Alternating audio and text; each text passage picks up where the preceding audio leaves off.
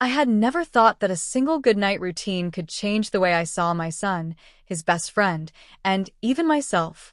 For years, tucking my 16-year-old, Ethan, into bed was a tradition I clung to, even though he was getting older and sometimes rolled his eyes at me for it. It wasn't about whether he needed me to do it. It was about the rhythm of our home, the quiet assurance that, no matter how chaotic the day had been, we always ended it with love. That night started like any other. Dinner had been loud with laughter, as my husband Michael teased Ethan about his messy room, and Ethan fired back that Dad's garage wasn't much better. Afterward, Ethan disappeared upstairs with his best friend, Ryan, who had been practically part of our family since elementary school. Ryan was the kind of kid who could light up a room just by walking in, charismatic, funny, with a smile that made people trust him instantly. His parents had gone through a messy divorce years ago, and since then, our house had become his second home. I didn't think twice when the boys closed the door to Ethan's room. They always stayed up late talking, playing video games, or strumming guitars together. I was just glad Ethan had someone like Ryan, someone who balanced him out.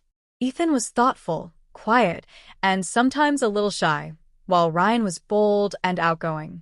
They complemented each other in a way that only true friends do. Hours passed, the house grew quiet, and Michael had already gone to bed. I lingered downstairs for a while, folding laundry, scrolling through emails, and finally decided it was time to check on the boys. It wasn't unusual for me to poke my head into Ethan's room before I went to sleep, just to say goodnight, remind him not to stay up too late, and let him know I loved him. I padded down the hallway, the wooden floor creaking slightly under my steps.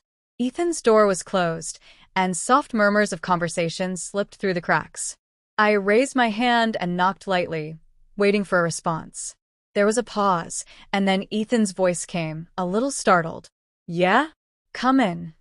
I pushed the door open gently, expecting to find the usual mess of snack wrappers, glowing screens, and maybe the boys huddled around a game. Instead, I froze. Ethan was sitting cross-legged on the floor, his guitar in his lap, and Ryan was sitting across from him, leaning forward with a look so serious it startled me. They weren't playing. They weren't laughing. They were in the middle of a conversation that felt heavier than anything two teenage boys should be carrying. Ryan's eyes darted to me first, then Ethan's. For a moment, the air in the room tightened, as though I'd interrupted something private. "Hey, Mom," Ethan said quickly, almost too quickly, his fingers tightening on the guitar strings. "We were just talking." Ryan gave me a polite smile, but there was something behind it, a flicker of unease, maybe even relief. I stepped further inside, softening my tone. "I just came to say goodnight. Didn't mean to interrupt." Ryan cleared his throat. "It's okay, Mrs. Carter. We were just, talking about stuff." I nodded, but curiosity pricked at me. Something about their expressions, the mix of vulnerability and caution, made me hesitate. These weren't just light-hearted midnight conversations. Something was happening. Something important. "Everything all right?" I asked gently, scanning their faces. Ethan glanced at Ryan, as if silently asking permission to speak. Ryan gave the smallest nod. Ethan's voice was quieter when he answered.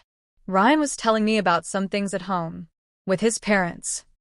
My heart softened instantly. Ryan's family life had always been rocky, but I hadn't realized how deeply it might still affect him. "Ryan, sweetheart, you know you can always talk to us. You don't have to carry things alone." Ryan's eyes glistened, and for a split second, the confident, charming boy I'd always known seemed small and fragile. "Thanks, Mrs. Carter. It just feels easier here, Safer." The weight of his words pressed against me. Safer. That word carried a lifetime of meaning. I realized then how much our home had become his refuge, how much Ethan meant to him, and how deeply he trusted us. I wanted to say more, but I sensed that the boys needed their space. I gave them a smile, reached out to squeeze Ethan's shoulder, then Ryan's. "Good night, boys. Try not to stay up too late, okay?" They both nodded, and I closed the door behind me, though my mind stayed with them long after. That night, lying in bed next to Michael, I replayed the scene over and over. Something had shifted. It wasn't just a late-night chat. It felt like a turning point. Ryan had let me glimpse the side of him that few people saw, and Ethan had been right there, steady and patient, listening with the kind of quiet strength I hadn't realized he had. And in that moment, I knew one thing for sure.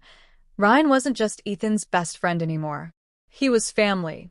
And whatever struggles he carried, whatever battles he faced, we were going to face them together.